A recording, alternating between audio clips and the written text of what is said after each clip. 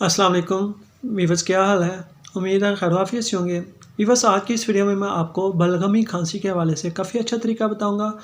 छोटे हैं, बड़े हैं, उनके लिए काफ़ी अच्छा है। बुज़ुर्ग हैं, वो ज़ाहिर है बलगमी खांसी उनके लिए ज़्यादा तकलीफ़देह मसला होता है। तो मैं एक तरीका बताता हूँ, आपने क्या करना है, जो काले भुने हुए चने हैं वो आपने इसमें इस्तेमाल करने हैं।